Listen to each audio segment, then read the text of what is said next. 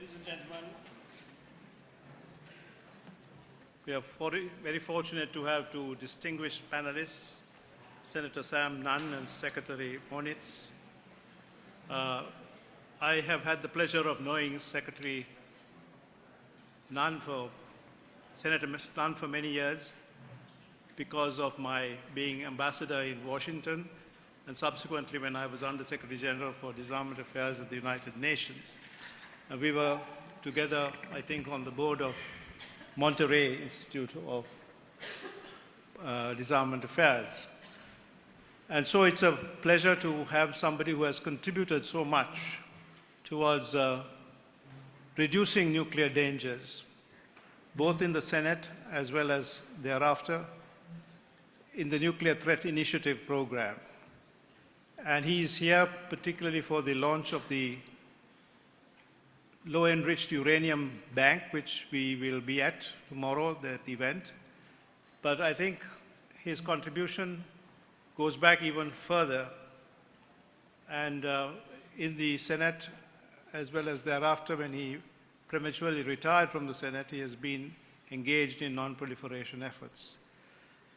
Secretary Moniz, we know, of course, by reputation because of his great work as head of the Department of Energy in the Obama administration and his negotiation of the Joint Comprehensive Plan of Action with Iran. I think we are fortunate to have two distinguished participants here, and without taking up more time, our format will be a question and answer session. So let me first get on to the LEU Bank, which has been a long time an idea in gestation. I remember several NPT review conferences where we recommended the use of low-enriched uranium rather than high-enriched uranium, but it's an idea that never got off the ground. But the time has come now for launching the Low-Enriched Uranium Bank, and again, it is a pleasure to see our host country, Kazakhstan, associated with this initiative.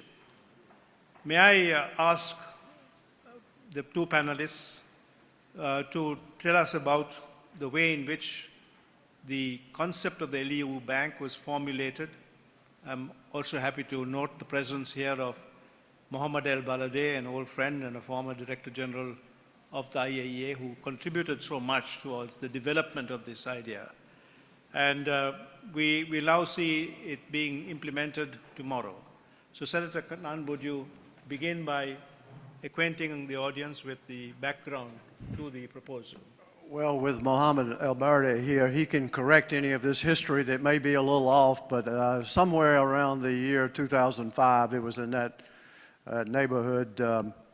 I was attending a conference of the IAEA in London, and I believe that Director General Elbaradei and I were both speakers.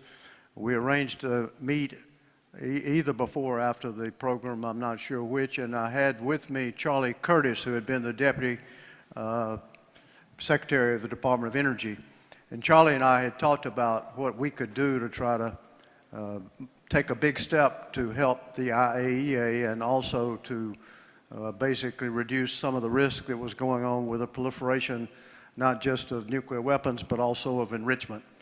And so I believe we brought up the proposition, which had been around for some time in terms of a concept. This was not a new idea, but we brought up in a meeting with Director Elbaradei whether he felt that was still a viable idea and whether he still was very much for it. And he readily told us that it was viable. He would like very much to see it move forward.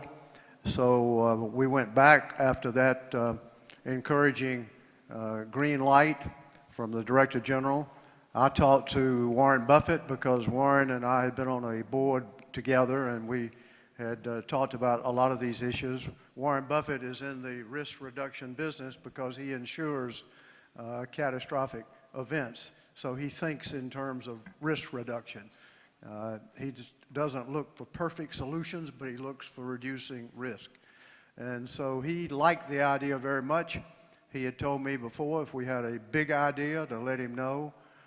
We didn't talk about an amount of money, but about 7 or 8 months later, I believe in 2006, I was in Vienna and I had an appointment with Director General Elbaradei, and I was outside the Soccer Hotel and was on a bench with a cell phone and called Warren and said, I'm about to go see the Director General.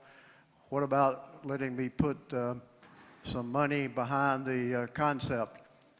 Do you really believe that that's something that you could support? And he said, of course, I'll support it. He said, how much money do you have in mind? I said, well, it's a guess, but I'd say that 50 million would probably get the attention of the IAEA and the Board of Governors and the people around the globe who've been thinking about this. And he said, well, what about matching? I said, I suggest 1-to-1 match, so that if you put up 50 million, the world match you. He said, let's make it 2-to-1. So with that, I went in and had a very informal conversation with the Director General and told him I was assured by Warren Buffett that he would back this proposal and that on behalf of NTI we would make the proposal. So within several months I was invited to speak to the Board of Governors at IAEA, and I made the proposition then formally. We tried to keep as few conditions on it as possible, making it really in the realm of being an IAEA operation completely, with the conditions, any conditions being imposed by the IAEA. So the only condition really was the 2-to-1 match, and the rest of it has worked out. So that's how it all came about, and Director General Elbaradei and his successor, Stamano, did an absolutely superb job and ran into a lot of difficult obstacles over a 10, 11-year period, but they were able to overcome each one of those obstacles. We worked very closely in this vein. I was delighted that President Nazarbayev made the offer to the IAEA to host the fuel bank, and that was worked out. Of course, a lot of things had to be done with the site. A lot of things had to be done in terms of access across Russia, China, if the bank is called on to transport. But bottom line is, I think we're going to have a real celebration tomorrow to celebrate the opening of the building, which is located in eastern Kazakhstan. And then the next step is the procurement of the low-enriched uranium. And of course, the idea behind it, the hope behind it is that countries, though they have, in the view of many, the right to enrich, that we have 30, 40 countries that are thinking about going into nuclear power, and we are hoping that they will believe that the supply, the market first, and the backup of an international organization held low-enriched fuel bank will discourage countries from going into their own enrichment, so that we will not continue to have the proliferation of enrichment that is causing so much consternation in the world. And so that's the idea, that's the hope, and we're pleased to have a chance to be here. And I'm particularly delighted to be with Pugwash. Your organization has the respect of the world. You have been leaders in reducing risk in the world. You've been leaders in the vision of a world without nuclear weapons. So I salute you in your efforts, and Mr. Dhanapala, I salute you in your leadership and your success to Mr. Dorothy. So thank you all.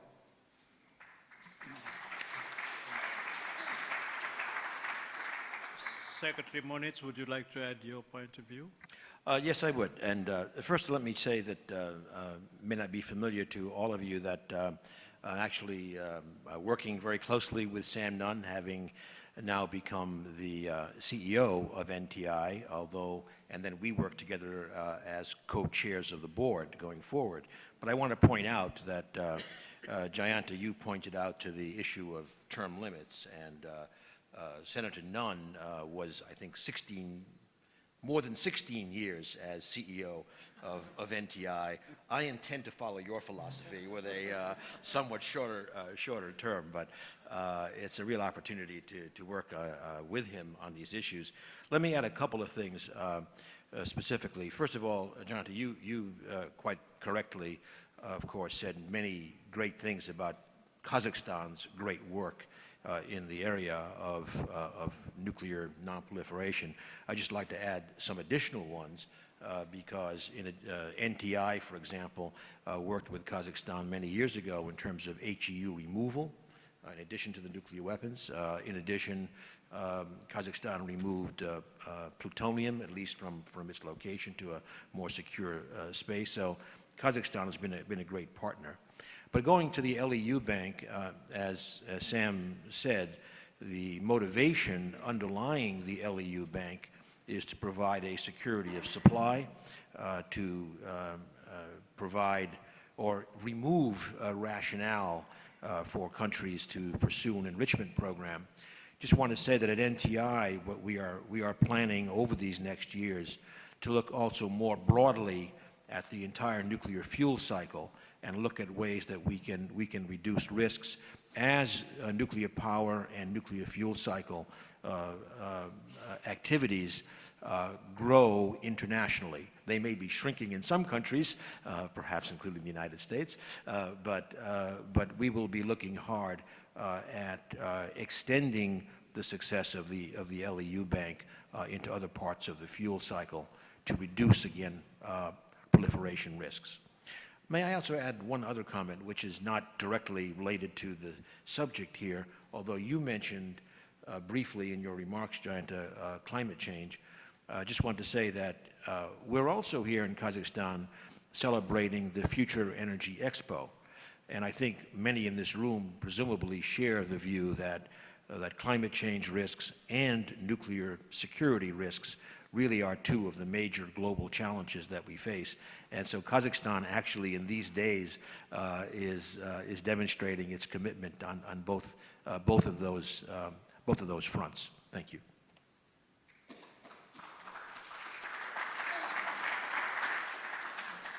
Well, from speaking about a current ongoing initiative which has been taken by both Senator Nunn and Secretary Moniz, may I go back to the past where at the end of the Cold War we had the Cooperative Threat Reduction Program, which was with a great deal of vision set out by Senator Nunn and Senator Lugar in the Senate in the Nunn-Lugar Act, which it was a great help with regard to non-proliferation and protecting the nuclear cities and ensuring that the scientists in those cities were employed in constructive ventures was a great part of this program. And I think there again, ensuring the financing of it was a great tribute to both Senator Nunn and Senator Lugar, who came from different parties, and there was a genuine bipartisan unity and cooperation with regard to this very constructive program. May I ask you, Senator Nunn, looking back now in retrospect, how you see that piece of legislation having contributed towards reducing nuclear dangers at that particular moment of world history? Well, I think the Cooperative Threat Reduction Program, or the Nunn-Lugar program, has been a tremendous success. We will never know what we have avoided. The road not taken in this case is a road that we should not have taken, that is having nuclear weapons and chemical and biological weapons after the breakup of the Soviet Union in vulnerable positions where they could have been exploded accidentally, or whether they could have been seized or bought by terrorist groups that might use them or would use them. So we've avoided a lot of pitfalls, in my opinion. I would wish that we had continued to have the work with Russia. We're doing some things with Russia now, but the program has evolved into a program that addresses problems all over the world, including addressing the Ebola crisis last year, and including the destruction of a significant portion, hopefully most of the stockpile of chemical weapons in Syria. And Laura Holgate is here, who worked hard on that problem. So the Cooperative Threat Reduction Program has evolved, and I think it is a concept that can be used in the future.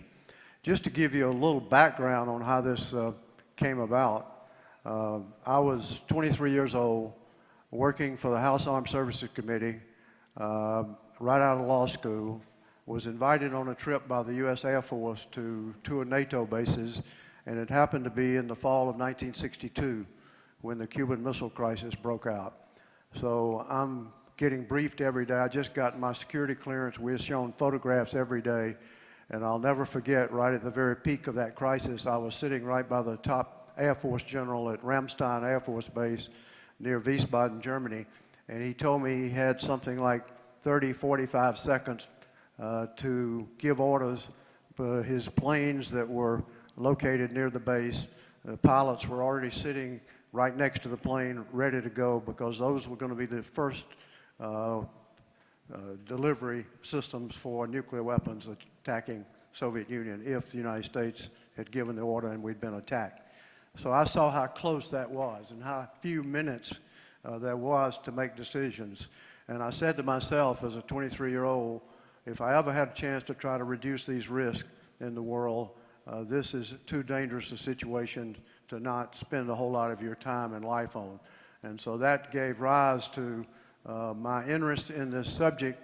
And if you flash forward to after the Vietnam War, I toured some of the same NATO bases in Europe, and I saw how demoralized our military was after that Vietnam War and how dangerous the situation was regarding the security or lack of security of battlefield tactical nuclear weapons, and we had thousands of them. And of course, the Soviet Union had thousands too. So that experience about demoralized military after a very bitter war was also a lesson. So the third part of that, flashing forward, I was in Budapest, Hungary at a conference actually on the future of U.S.-Soviet relations when Gorbachev was taken in prison as a coup.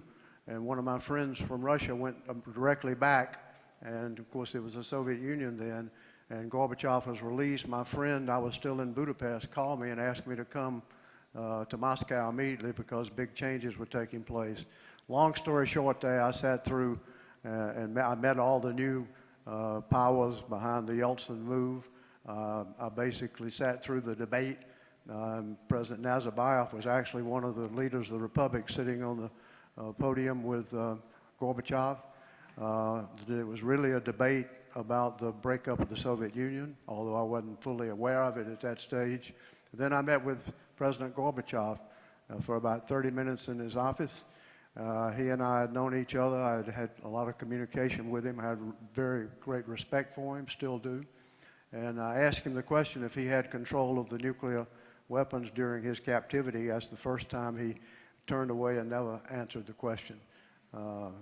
Every other time he had. So long story short, that's when I went back to the United States, recognizing there was an empire had come apart, recognizing there were chemical, nuclear, biological materials all over that huge number of time zones, and that we had to do something about it, even though I knew the public opinion would be against it. Senator Lugar joined me, and the first effort was we had to withdraw because there was so much opposition.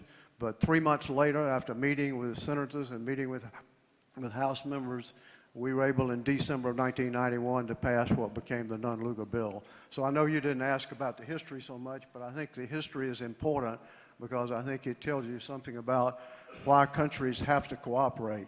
And I'm fond of saying that the world today, probably even more so, is in a race between cooperation and catastrophe.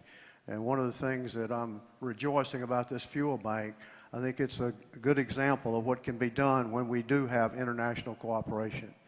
So that's the background, and as I view it, the Nunn-Lugar program or the CTR program could be a building block for the future as we deal with these problems around the world. Secretary Moniz, would you like to add something? Yeah, I won't add, because I think Senator Nunn has said just about what needs to be said on Nunn-Lugar specifically, but I will just comment in that time period of the 1990s, make a somewhat different point. Of course, the Nunn-Lugar program, when I was at the Department of Energy also in the Clinton administration, and tremendous amount of work was done in terms of working with Russia, especially on nuclear materials, security, and disposal.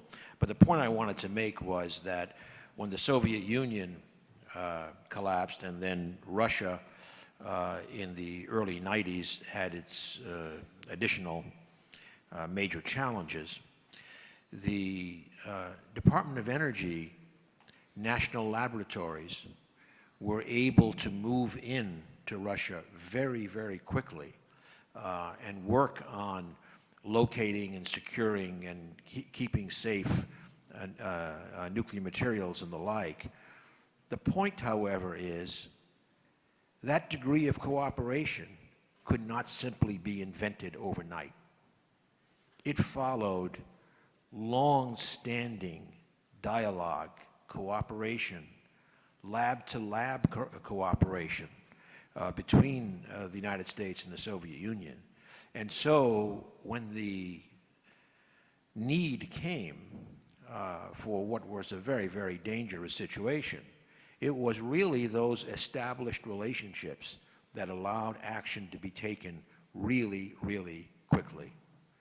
Today, Senator Nunn alluded to this briefly, maybe we'll come back to it, but today we just don't have that dialogue going on. I know we, and I'm sure many others, feel very strongly that we have to get back to productive dialogue, good relationships. Our countries can have all the issues between them that we know are there, but when it comes to nuclear security issues, common threats, it's not exaggerating to say potentially common existential threats, we need to get back to this kind of conversation and dialogue, and it will pay major dividends. I will just give an example, one little example with a bright spot, which again, I'm going back to the Kazakhstan theme.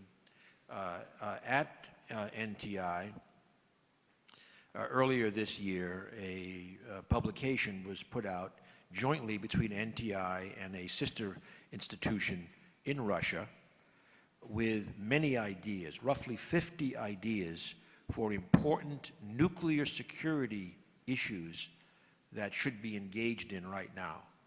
One of those has actually moved forward, a dialogue hosted here in Kazakhstan in May with the Central Asian republics to look at the issue of, and Russia, I should have said, and Russia and the IAEA all convened here in Astana to have a discussion about securing radioactive sources that could be dirty bomb material.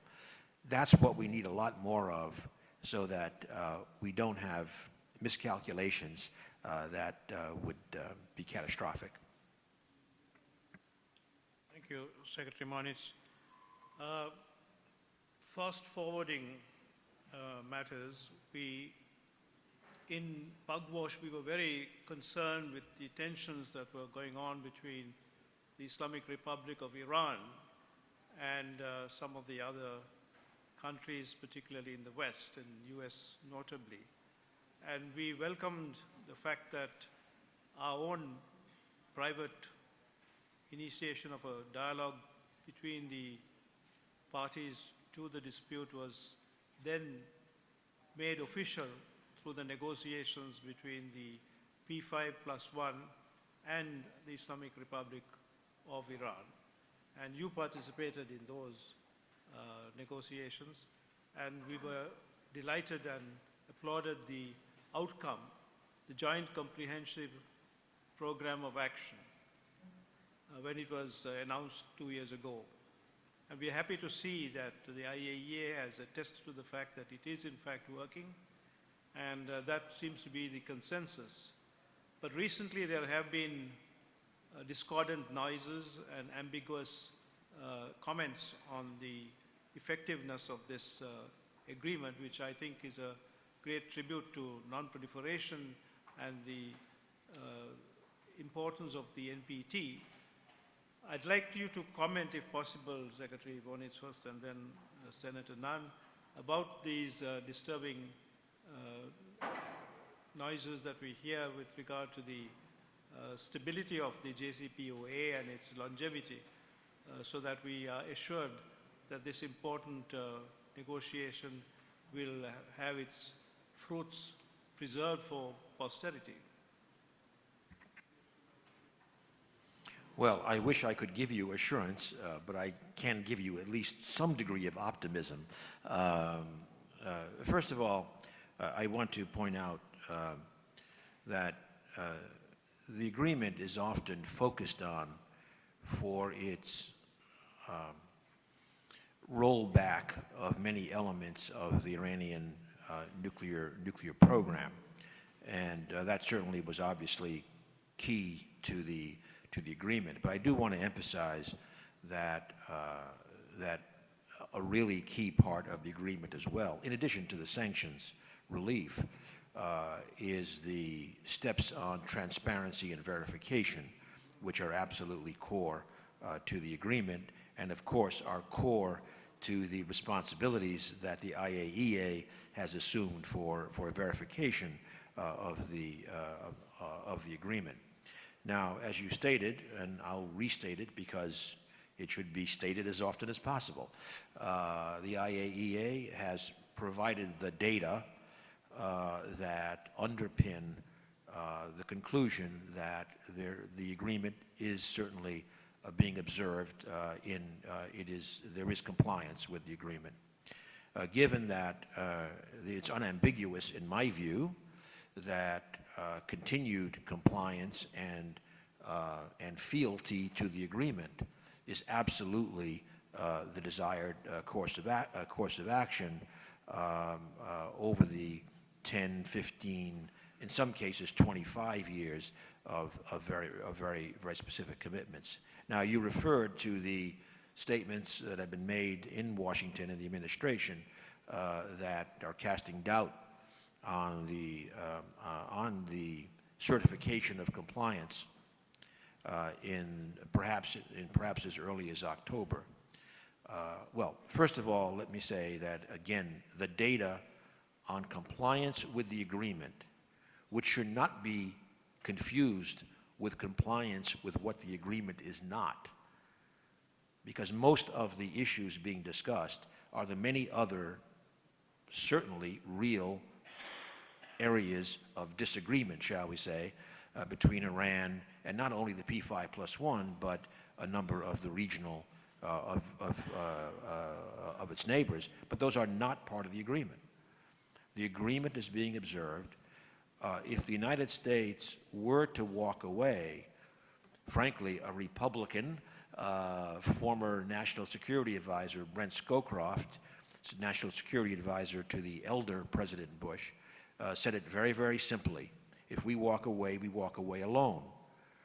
If we walk away alone, we have the worst of all worlds, whereas the remainder of the P5+1 in the EU, and now recently Dr. Salehi in Iran have made it clear they intend to go forward with the agreement. So I think it would be a grave error, in my view, of the United States not to be actively participating and observing the agreement. Senator Nunn? I would just agree with everything Ernie Moniz said. I'd add one other point. Of course, the whole world, not just the United States, is concerned about the North Korea situation. I can't imagine thinking we have any success getting North Korea to come to the table in any kind of good faith if we have walked away from the Iranian agreement. How would that make any sense at all? We have an expression in Georgia, we say when something is really stupid, we say it's D-U-M, dumb. And that would be D-U-M, dumb, in my opinion. Yeah, I'll add a postscript, actually. Sam's intervention has inspired me to add a postscript. And that is that one also hears today a lot of discussion, and it's on both sides, that somehow the spirit of the agreement is not being adhered to. Well, first of all, the letter of the agreement is what's supposed to be adhered to and is being adhered to. But I do want to say, look, we all hoped, and and I certainly still hope, and many others hope. The idea is, it clearly, given the level of distrust with which this negotiation was hounded, one can only expect that possible beneficial impacts on the spirit of the relationship are not going to happen instantaneously. But hopefully, and there's a lot of problems, obviously, to face in the regional context, but hopefully on a decadal or 15-year time frame, maybe we can see some additional positive impacts in terms of the overall relationship. But right now, the issue is compliance with the agreement, and every indication is that that is in fact the case. Let me ask one more question before throwing the discussion open to the audience, and that is with regard to the Nuclear Prohibition Treaty of 2017. We have already had many discussions of it in our conference, and we know that although 122 countries voted for the treaty, we had the 9 nuclear weapon possessing countries who decided to boycott the conference and who have declared that they will not sign the treaty. At the same time, we know that the treaty is being opened for signature on the 20th of September, and the threshold figure for entry into force of 50 signatures is expected to be quite easily fulfilled by the end of September. Now, does this affirmative action on the part of the non-nuclear weapon state to fulfill Obama's vision of a nuclear weapon-free world make it a closer reality, or is it still a mirage? What would your view be, Senator Nunn?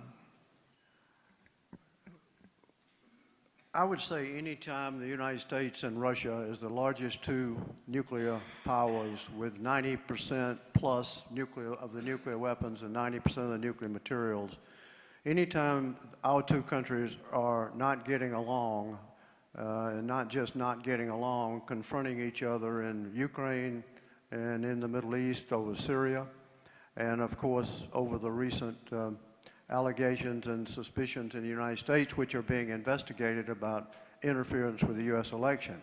Now, all of that plays a huge role in this nuclear equation, and anytime that is going on, it's a very difficult time for these 2 countries to think in terms of what I believe is a rational conclusion that we have existential common interest, but we do.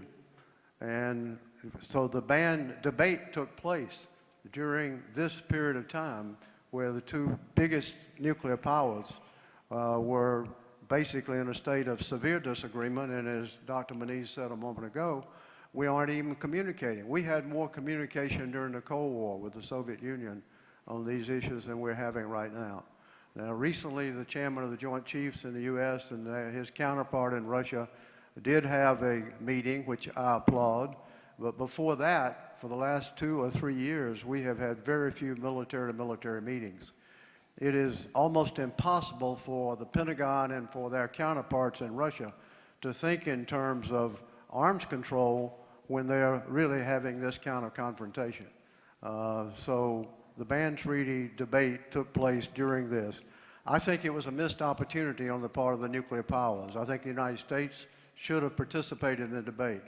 The debate might not have come out the same way, or it might have, but we should have participated. In my view, all the nuclear powers should have participated, but we did not. So I'm not sure. I would have to pose the question, have we gone forward or backward? I don't know. But I think everybody should remember that we all have signed the Non-Proliferation Treaty, with a few exceptions around the world. And what I hope we don't do is take our eyes off of the obligations which already existed on the nuclear powers before the ban treaty debate ever took place, because the nuclear powers under the Non-Proliferation Treaty have pledged to step by step rid themselves of nuclear weapons.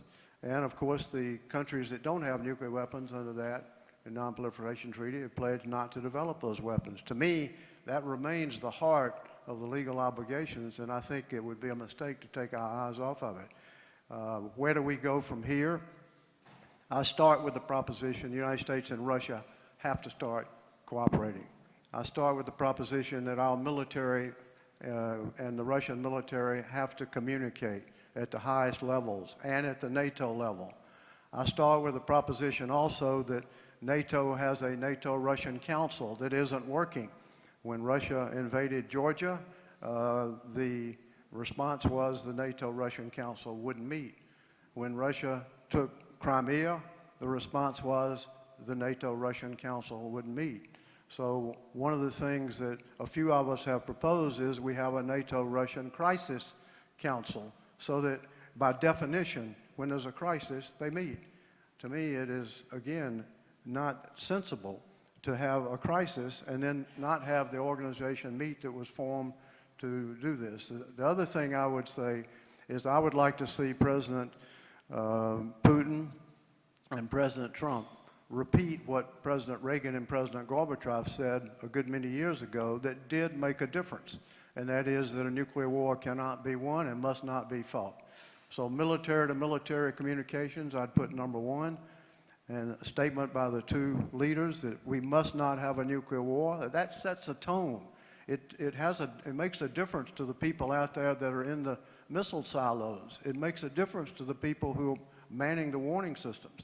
The other thing I think we've got to recognize, the United States and Russia both have to recognize, as well as India and Pakistan and all the other countries that have nuclear weapons, and that is that the cyber world makes things different.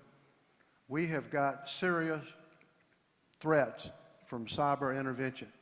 If we start going after each other's command and control, or if third parties start going after command and control and warning systems, we've got a whole new set of dangers in the nuclear world.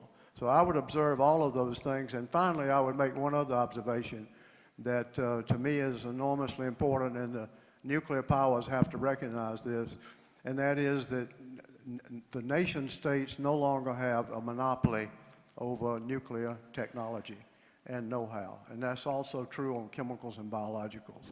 We've got a threat of catastrophic terrorism that ought to make us all understand we need to work together. Because if a group of people get nuclear material and are able to match up the technology and even make a crude nuclear weapon, we won't be worrying so much about missiles flying through space that come from a place where there's a known return address. We'll be worrying about a truck bomb going off in a major city. And that is something that ought to bring all of us together in terms of understanding our obligations. So I'm not sure I completely answered your question. I would say it's an open question whether we are moving forward or whether we're moving backward. Secretary Moniz, would you like to also answer the question? Well, okay, first of all, I will start by endorsing everything that my colleague has just said, and I'll just maybe pivot off of the cyber point to say that certainly, and I'm going to again bring it home to NTI as we've been thinking about these issues. First of all, there's no question, make it absolutely clear, I think it's certainly implicit, but make it very explicit that we must remain committed to, if you like, the pathway to zero nuclear weapons, but we cannot hide the fact that that is a complicated pathway. So what we will want to do is to be looking at some of the enabling steps. Some of them may be technological, certainly, obviously, in terms of policy and agreements, much of it. For example, one of the areas that we will be looking to dramatically expand and elevate in our own thinking is thinking through the complex verification requirements that you would actually have to go through to get from point A to point B. Getting through that will be a complicated piece of work, to be perfectly honest. So we're going to be really having a strong focus on a bunch of enablers. Cyber is actually a different one in terms of how we can keep risks under control as we particularly go through an extended period of reductions. Thank you. We have three persons who have already signaled, and Paolo after that. Professor Raja Raman.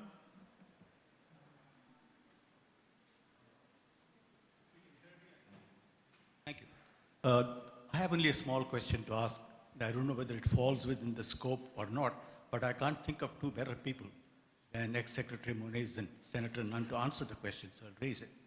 What is the current situation with respect to Yucca Mountain, and if it's truly dead, what is the situation with regard to searching for other alternatives for storing away material? Would you like to take the questions together? Yucca Mountain for the disposal of nuclear waste. Yeah. Should we answer the question directly, or you want to take other questions? What would you do? You're the chairman. You decide. I think let's take a few questions. Okay. If we may. All right. Fine. Okay. Ambassador. Thank you very much. I have a question, but it needs an introduction. Given the divide that has been caused by the new move, I'm not saying positive, I don't have any normative approach to this, but the divide that we see after the conclusion of the prohibition, nuclear weapons prohibition treaty, I'm asking whether the ratification of the CTBT by the two remaining P5 would be an indication of their reach out to the rest of the international community, showing that they are committed to the ultimate goal of a world free from nuclear weapons. We have one advocate on the podium, the president of Pugwash, Dhanapala, and I hope to hear from the speakers as well. Thank you.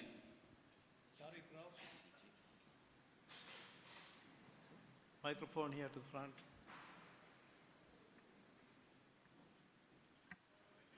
Thank you. First of all, Jayantha, I hope you will continue to remain outspoken on the issue of international peace and security and nuclear disarmament in particular. Senator Nunn, you were very modest in your role in setting up the IAEA-EU Bank. You not only presented the IAEA with this challenge of a 2-to-1 match in funds, but you also helped the IAEA find a location and get the other countries to provide the $100 million. So I would like to thank you for your efforts. I have a question for you. You were one of the four senior statesmen in the U.S., along with Secretaries Perry, Shultz, and Kissinger. You outlined a vision of this mountaintop of a world without nuclear weapons, which at that time was shrouded in mist, and you talked about a base camp. And I was wondering where you think the situation is today. And quickly for Secretary Moniz, the four security summits dealt with 17% of the world's nuclear materials, but about 2,000 tons are in military use. How do you propose we bring transparency, accountability to this material? Paolo, and then we'll go to another round after that.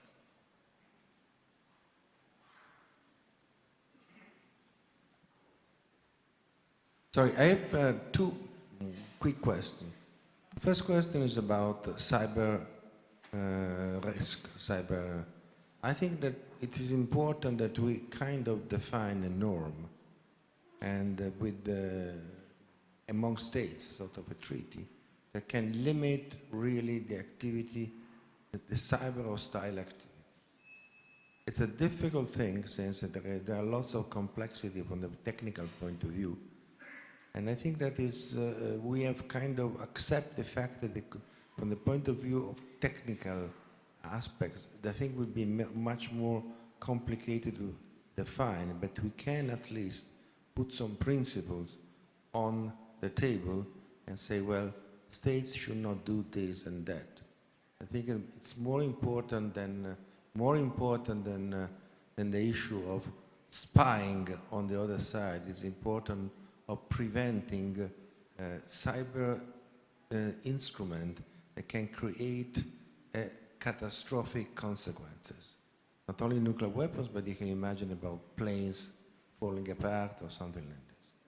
The second point is about, so the question about cyber is, can we build together define norms and try to understand how to fix them, the norms among states, so that certain kind of activities, like the one of the, against the centrifuges in Iran, could be stopped and prevented. Second point is about nuclear terrorism. I think that one has to distinguish between the fact that terrorists can acquire nuclear weapons or nuclear material that they can use to build. We have to, this is certainly a possibility, a problem that we have to deal with. There is another problem which, in my opinion, is being underestimated. And the problem is that terrorists, group terrorists, we have now a variety of them, can create a crisis where nuclear weapons can at some point be used. Think about a terrorist attack in India and the reaction of Pakistan and making a sort of escalation and will involve the use of nuclear weapons. From the point of view of the terrorist mentality, this could be, quote and unquote, an enormous achievement. So one has to prevent that this event can happen, and this entails a serious understanding of what is the mechanism in which the terrorist groups operate and act. Senator Nunn, would you like to begin? I didn't completely hear the first question, so Ernie, I'll leave that one to you if you did. The CTBT, that's something that I'm very much in favor of. I think the United States Senate made a mistake when it didn't ratify it. I had already left the Senate at that time, but Secretary Schultz and Kissinger and Perry and I all have fully endorsed a process that would lead to the ratification of the CTBT. The problem is you have to have a president lead that, because the votes are not there in the Senate now. I do not see, I have to be candid with you, I have to say I regret to say that I don't see that vote coming up in the Senate anytime soon, because the votes aren't there, and at this stage it's certainly not a priority of this administration. The question by Tariq, and by the way, this guy on the front row, and I know the Director Elbaradei will agree with me, he had a huge role to play in the fuel bank. So you're the one that's being modest, because there were all sorts of things, obstacles you helped Director General overcome, and so we're grateful for your leadership. I would say, in terms of the mountaintop and where we are, I felt we were moving toward base camp a few years ago. I'm afraid we're moving the other way now. The Iran agreement being the exception. That was very encouraging. And of course, if we could make progress, get some negotiations going with the six-party talks with North Korea, that would be also progress. I thought that the material security summits that took place over the last several years, one in South Korea, one in the Netherlands, a couple in the United States, President Obama, in my view, was correct in shining the spotlight on that. Again, Laura Holgate had a lot to do with it here in the audience today. A lot of other people worked on it. I thought the focus on protecting nuclear materials was really moving up the mountain in the right direction. I still believe that, and I think that if we understand the biggest risk on catastrophic terrorism, nuclear catastrophic terrorism, is the material. That's the long pole in the tent, as we say. That would be the most difficult job for terrorists to do, is get the material. So protecting that material is all important. And that's something every country, including Iran, including North Korea, including Russia, United States, all countries have a stake in that. So I hope we can find a way, with President Obama no longer having a summit process and so forth. I hope the IAEA and others can continue to put the spotlight on this subject. The other question was on the question of cyber, where we are and whether we can have certain principles on cyber. The United States and Russia need to talk about cyber. We need to get other countries involved in it also. There need to be principles. We need to have principles that no country will interfere with the warning systems, or no country will interfere with the command and control.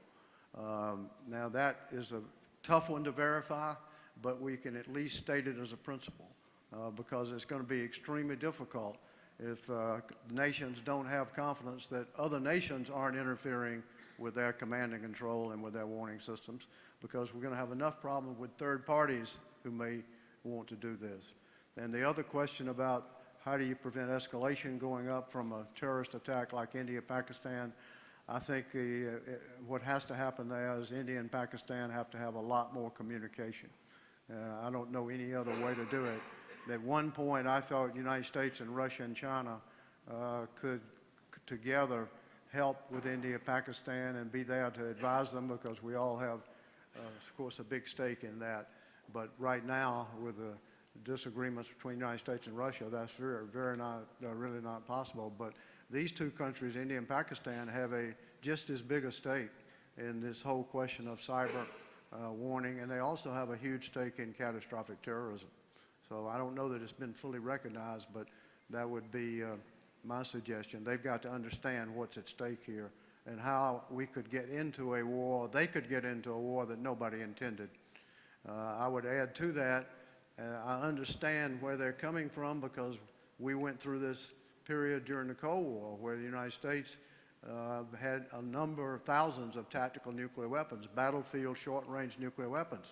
First time I went to NATO and wrote a report in 1974, it was on that subject, the fact that we had tactical nuclear weapons postured so far forward that if there was any kind of Warsaw Pact Soviet invasion, the first thing any commander would have to do is either ask for a request to release those weapons so they could be used, or put them on the highway and back them up in the middle of an evacuation, massive evacuation of civilians. So battlefield short-range nuclear weapons forward deployed is enormously destabilizing. I went back and read that report the other day in 1974 because it's relevant again. First of all, the United States and Russia, the United States has gotten rid of most of their battlefield weapons, few exceptions, with airplane delivered. Russia still has battlefield nuclear weapons deployed, most of them in storage, but I call them prepositioned equipment for terrorists, because protecting them is all important, and yet unless there's an incident, the security gets lapsed. Now Pakistan is deploying tactical nuclear weapons, and that has all sorts of implications that everybody needs to be concerned about, particularly India and Pakistan.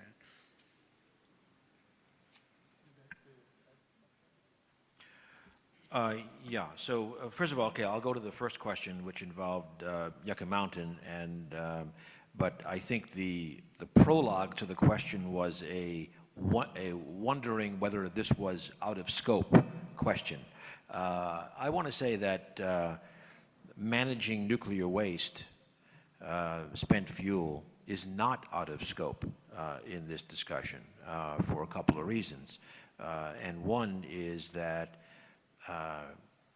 not having a successful approach to managing spent fuel limits our options for non-proliferation solutions. For example, for small national programs, what's called fuel leasing would be a very attractive approach. Well, you can't do fuel leasing if you can't get rid of your own spent fuel.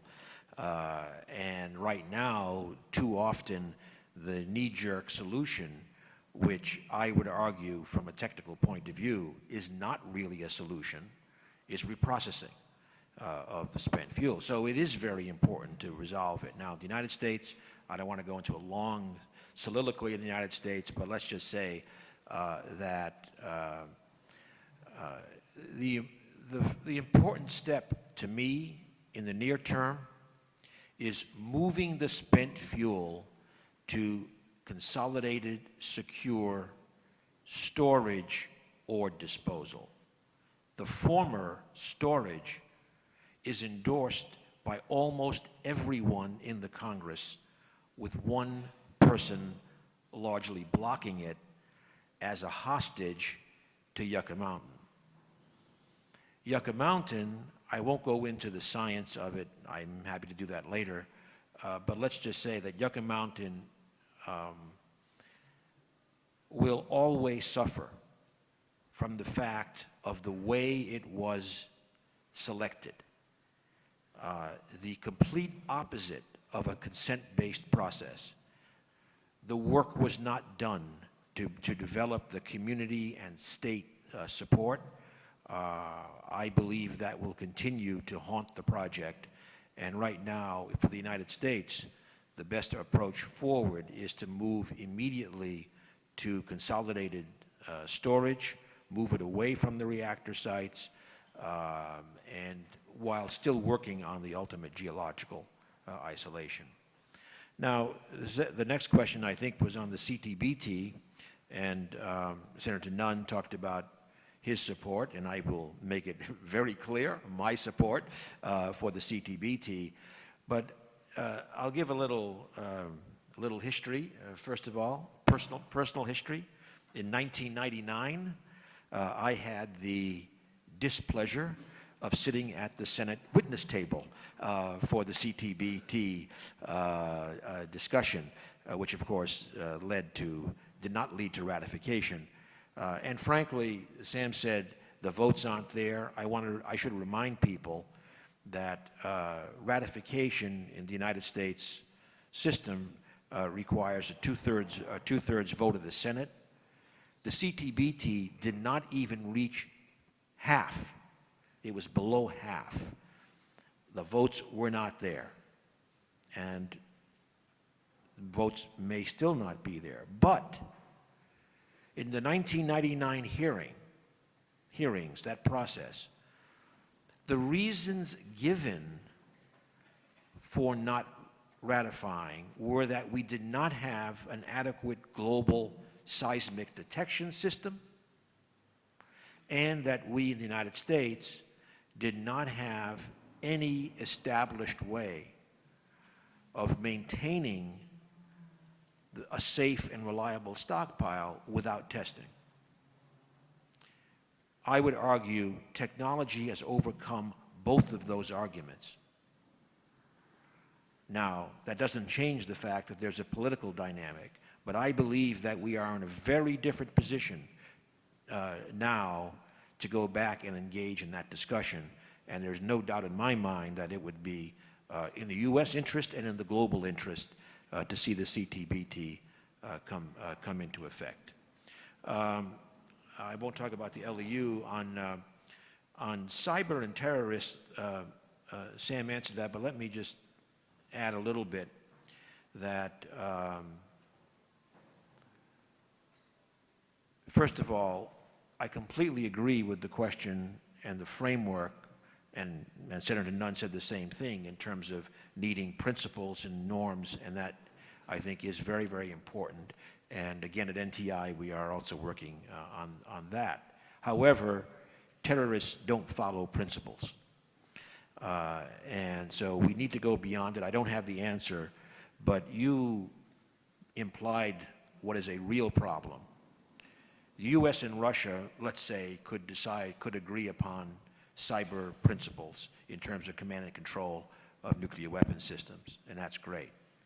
But it doesn't change the fact that a third country or terrorists could be the cyber bad actors to stimulate an unfortunate reaction between the United States and Russia. So I think the cyber issues are, the principles are important, but it's not enough. We have to go beyond that in ways that, that unfortunately are going to require some look into the technical aspects, and that's going to get very tough to do, to be honest about it. Two other comments. One is on nuclear terrorism. We won't go into in detail, but I do want to go back to the issue of dirty bombs, another major terrorist exposure in my view. And many of you, maybe all of you, may recall the story that broke just a few weeks ago that when ISIS-Daesh was in control of Mosul, there were some major cobalt medical sources there that could have been nasty, dirty bombs. They either didn't know about them or felt they couldn't manage them, whatever the case. We're just dodging bullets all the time, and we need a serious international look at how to secure and even better replace radioactive sources in medical and industrial applications. And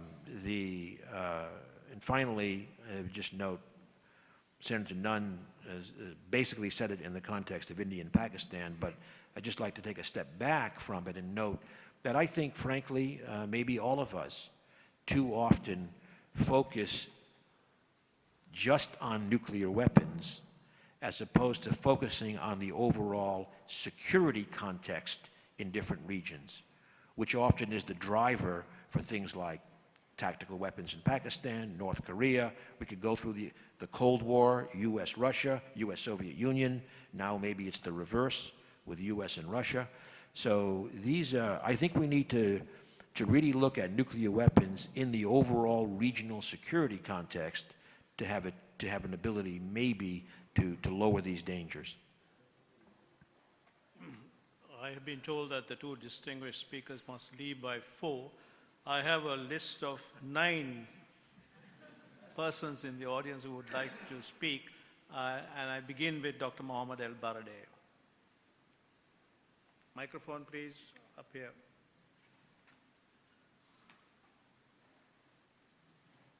Up here. Mohamed.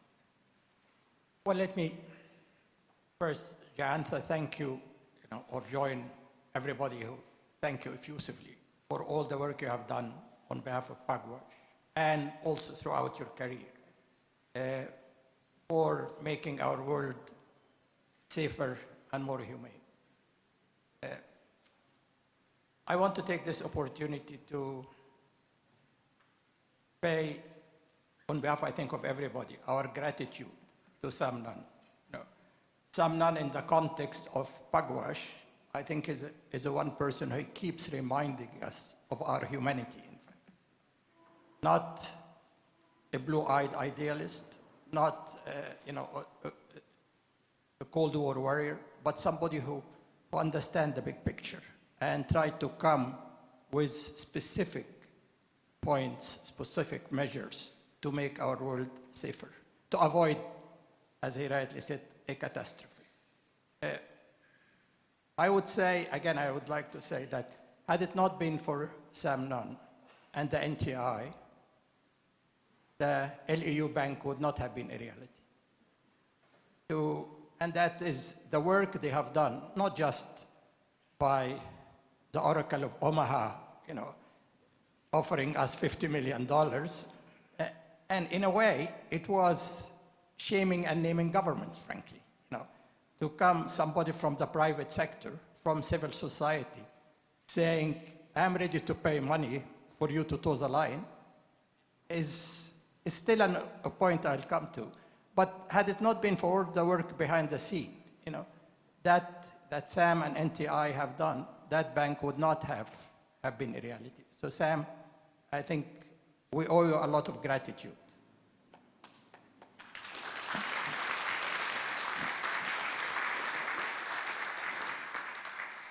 The second point, which I think is more important, that, and again, as Sam said, this is a perfect example of two things. One, that how cooperation could work.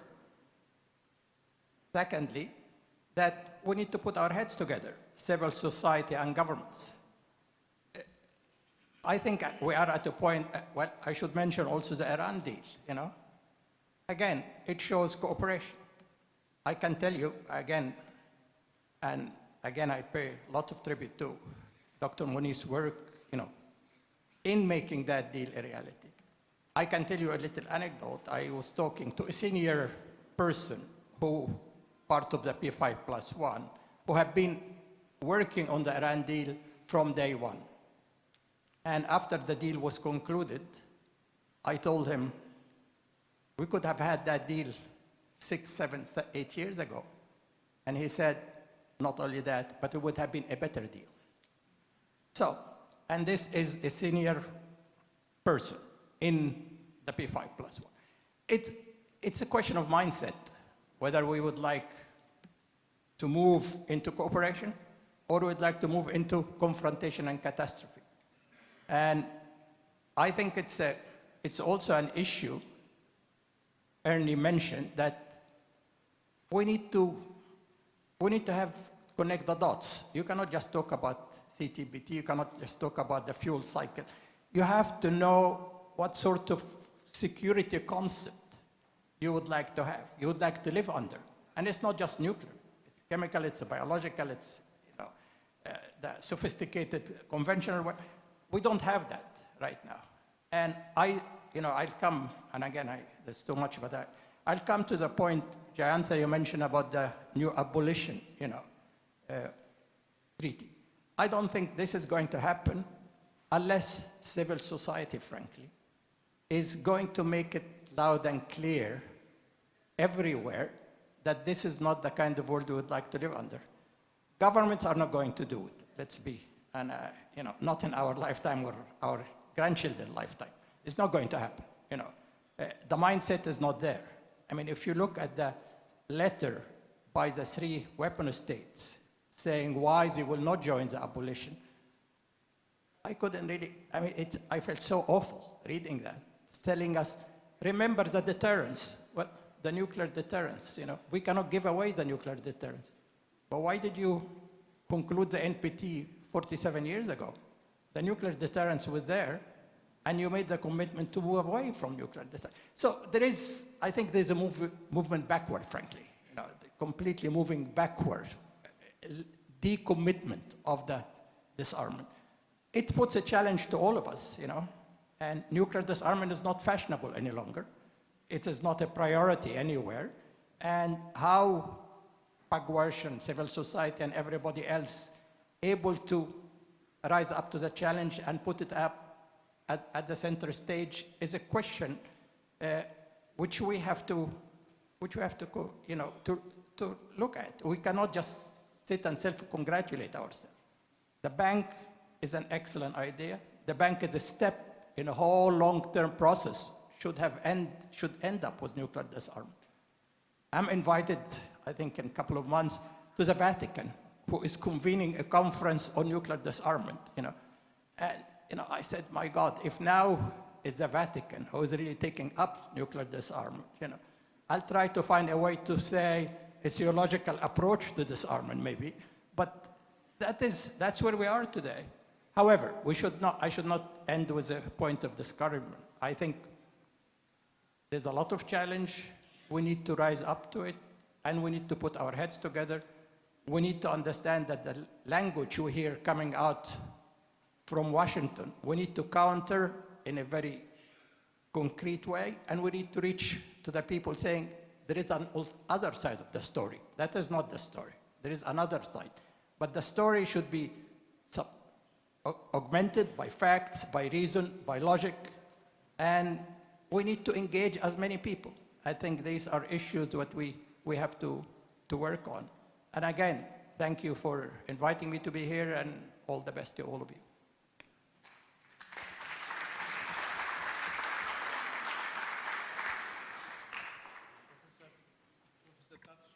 Suzuki. Thank you. My name is Tatsu Suzuki from Japan. Secretary Moniz said that reprocessing is not a solution to spent fuel. But as you know, there are still countries who maintain the reprocessing policy, including my country, Japan. So I'd like to ask you both of your opinions, how to discourage the reprocessing, particularly whether we should negotiate, US and Japan should negotiate the US-Japan agreement, which will face the renewal of next year. Ambassador Sultanieh.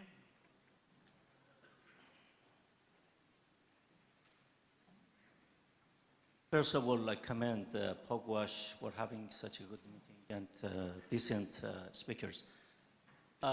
Let's go 30 years ago in Vienna, when the Committee on Assurance of Supply was supposed to assure the supply so that there was no need for enrichment, each country to go to enrichment. I was the first ambassador to the IAEA. 7 years of negotiation in 1987 collapsed.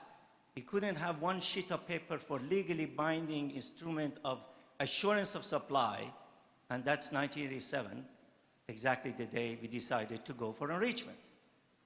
We shouldn't now, this is 30 years ago, therefore we should learn lessons from it now. For the Nuclear Security Summit also, that was another mistake. Having exclusive approach, only having 50 so countries, excluding 150 countries of the member states of the United Nations, having a summit in Washington, Seoul, and the Netherlands, that was a mistake. I'm proud that in IAEA, myself and other friends tried to have other approach and put everything on the IAEA track. And we had the ministerial meetings there. We worked hard, and it has continued, and we hope it will continue with that purpose. I appreciate anyway for your time and very valuable information. Thank you. The lady in the third row behind, yeah. Thank you, Francesca Giovannini from the American Academy of Arts and Sciences. Secretary Moniz, I have a question for you. You said you want to look at the nuclear fuel cycle. 35% of the nuclear energy market now is in the hands of the Russians, with the Chinese aggressively pursuing new nuclear deals. And the most recent report of the Nuclear Industry Association talks about a meltdown of the Western industry. In your view, what are the opportunities and risks that this new nuclear landscape pose? Thank you. Angela Kane. Thank you very much. I've heard a lot at this conference and also this afternoon on the threats posed by cyber. But what hasn't been discussed, and I think is very urgent to discuss, is artificial intelligence. Because the technology developments that have occurred, particularly in the last 3, 4, or 5 years, have accelerated tremendously. And Jayantha mentioned earlier the group of governmental experts that's convening under a convention, the CCW in Geneva, which only has 2/3 of the membership of the United Nations. A group of governmental experts. That group did not meet because of financial considerations, because there was not enough money for interpretation. And I find it a shame simply because it's something, it's been called by 116 scientists that wrote a letter to this GGE, to the chair of it, of the artificial people. That's people like Elon Musk, that's people like Mustafa Suleyman from DeepMind, and they've basically called it the third revolution in warfare, after gunpowder and after nuclear weapons. There has to be a country that takes the lead in pushing forward this agenda. It is not going to be the developing world. And I wonder, what is your opinion, whether the United States could not take a lead in pushing this question forward, putting it on the agenda, and actually debating it? Thank you. Any more questions? You, sir,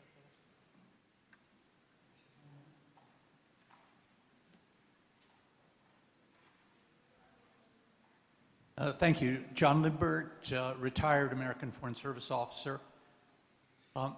I also wanted to thank you both for your very eloquent and succinct description of how important, of the importance of the Iran nuclear agreement. And I'd very much like to hear your views of what arguments would work to preserve and protect that agreement, particularly in consideration of the somewhat unusual political atmosphere that is prevailing in the United States today. Yes, please.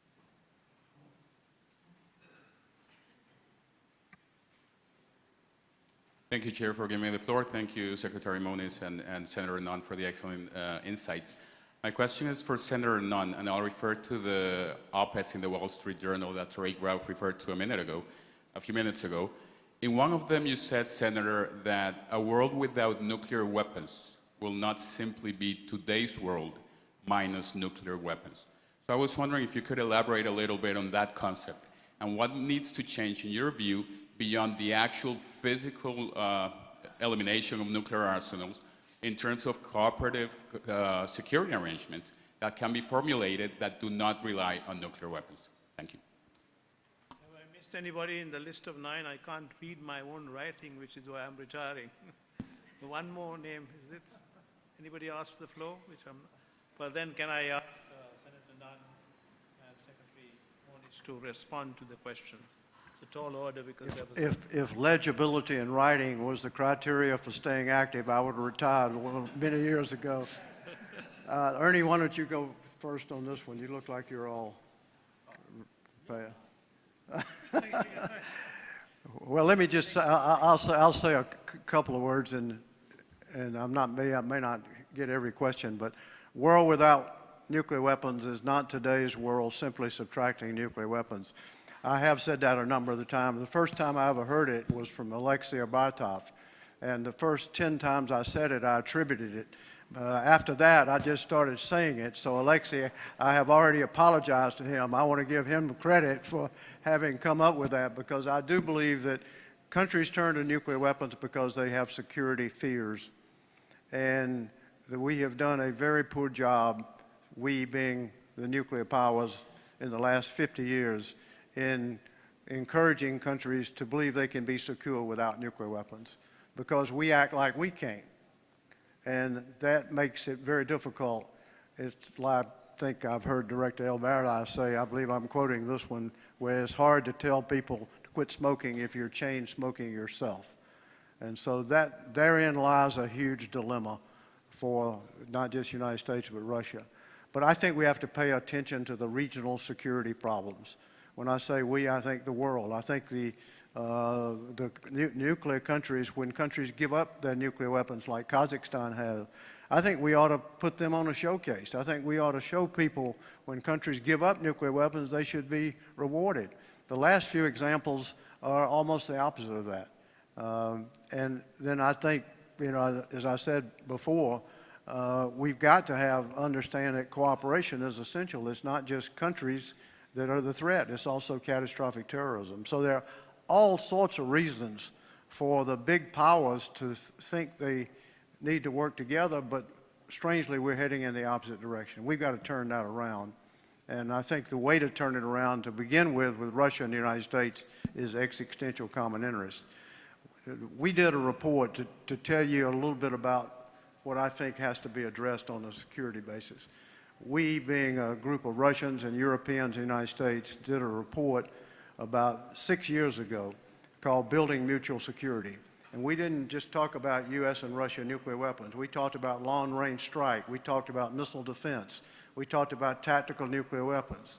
We talked about protecting nuclear materials, and we gave time frames for each one of these. I presented it to President Obama, and my counterpart, Igor Ivanov, presented it to President Putin. And both of them, I'm not going to quote Igor, but I had the impression that it was very similar, was these are all good ideas, but Russia would never agree. I think he almost got exactly the same answer from Putin.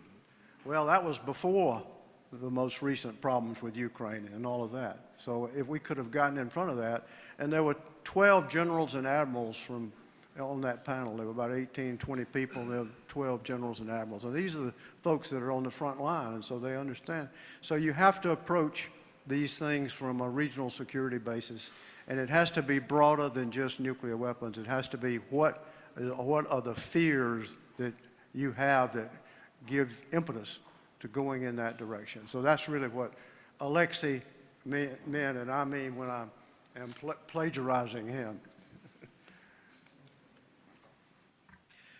Okay, well, I'll try to respond to some random set of the questions in some way. Although I just want to add one other thing to what Sam has just said in the context of nuclear weapons and strategic weapons that we haven't said explicitly today, but a real problem in the system that we need to work on very much is this issue of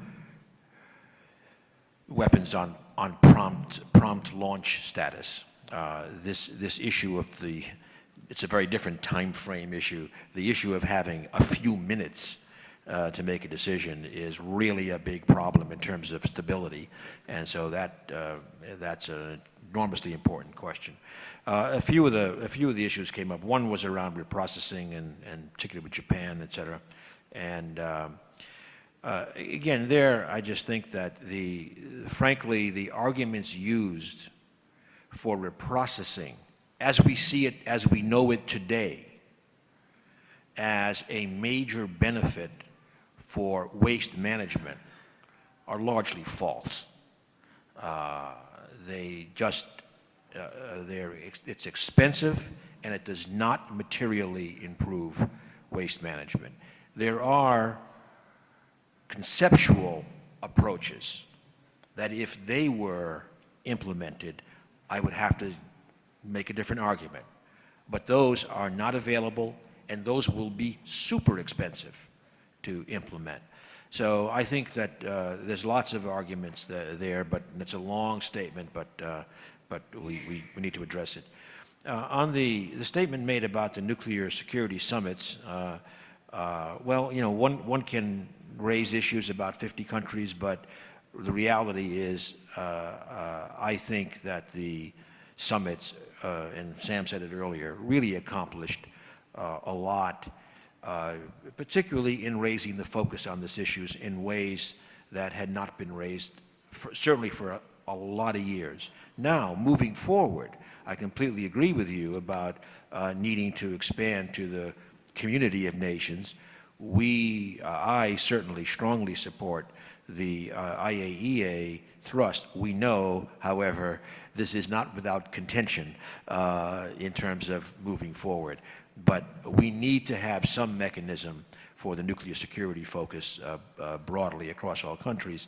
And that is related also to the fact that when we talked earlier about, let's say, the verification challenges of actually getting to a zero future, that has to involve everybody and not just the weapon states. So on that, I agree. The questions of the fuel cycle and the status of Western industry in particular, well, there's no nice way around it. The supply chain engagement, okay, I'll speak to the United States, has deteriorated very, very significantly. That's been accelerated recently with the Westinghouse Toshiba and AP1000 construction issues. All I can say is, and of course, as you noted, Russia is executing its plan for having a very, very large global footprint. Certainly in the Middle East, we've seen a lot of commitments to that. I just think we need stability through a multiplicity of suppliers who maintain the highest non-proliferation standards.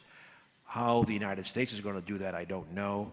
If I have one technology hope, it's perhaps around the potential of small modular reactors being developed in the United States and elsewhere, that could lead to a very interesting change of paradigm in terms of how deployment happens, maybe even more importantly, how financing is arranged.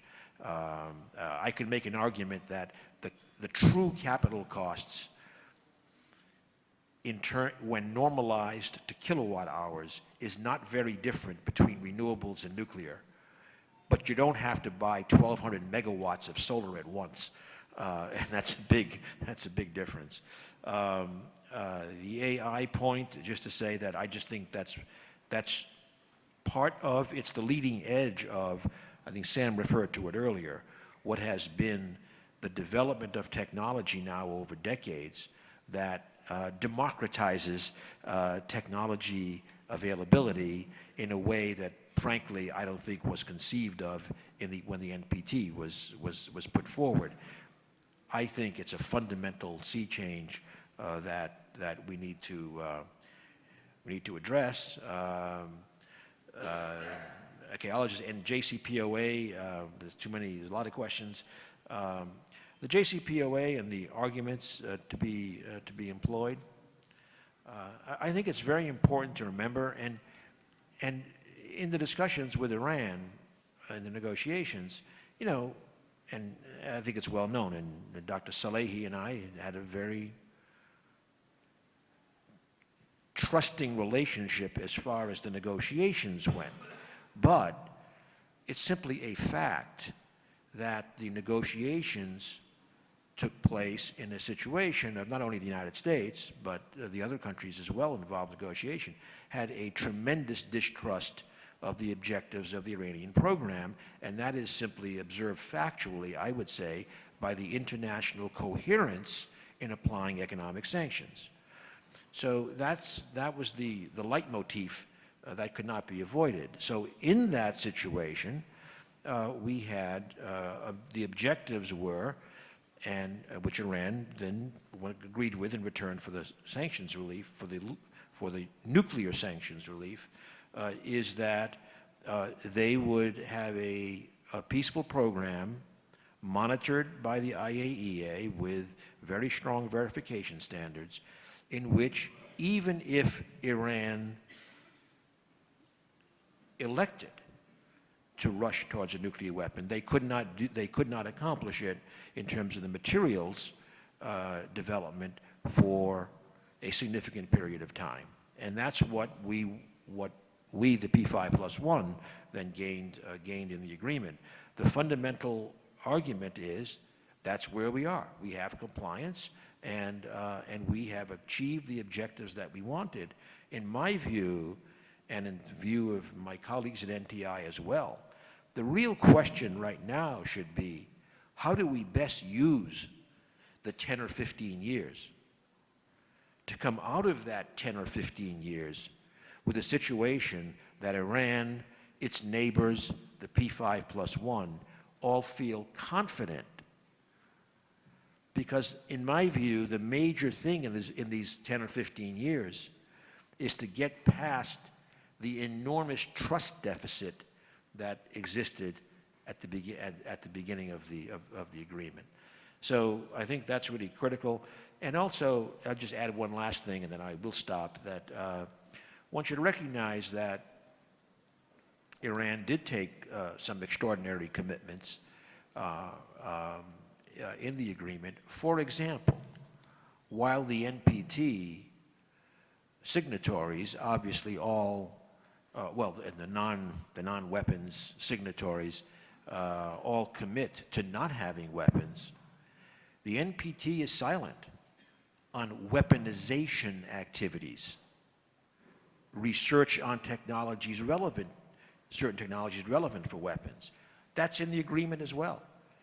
Frankly, that's something I'd like to see more broadly agreed to, for example. So I think, the agreement is sound. I think if everyone works at it, the question is, where do we come out in 10 or 15 years, and hopefully in a situation with more international understanding and trust in terms of peaceful uses. I'll say one more word. One more word on the artificial intelligence question.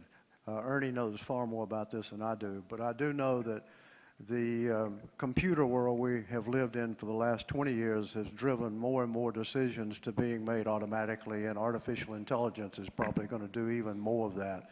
So do we end up with the fate of the world depending on a machine and the technology without human beings being able to make rational decisions? I think that's a real question. One of the things that I think applies to this is something we should be doing anyway, which is more decision time.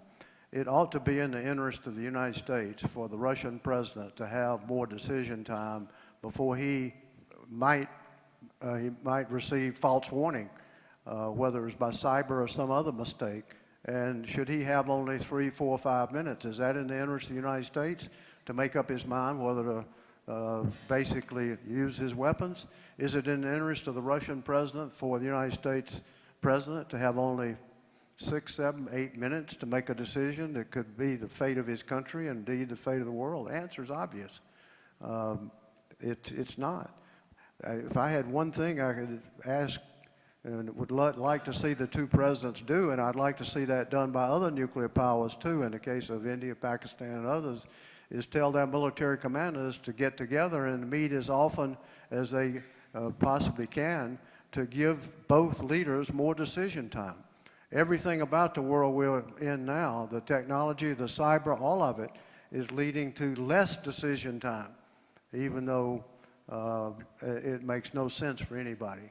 So increasing decision times, and also I would say making nuclear weapons less relevant to security. It's a psychological, it's a mindset, as the Director Elbaradei said. We've got to get off this mindset if we're going to move in the right direction and move up to base camp. So more decision time, I'd like to see. That's something I also, when I talk to ordinary groups that are not experts in this area, when you tell them that you'd like for the President of Russia or the President of the United States, if they've had, you know, a lot to drink one night, to be able to have time for a cup of coffee before they have to decide what to do if they've received a warning which might be false. And the answer everywhere is yes, more decision time. So to me, I think that's the focus I'd like to see more in the arms control community. It's not just the number of weapons.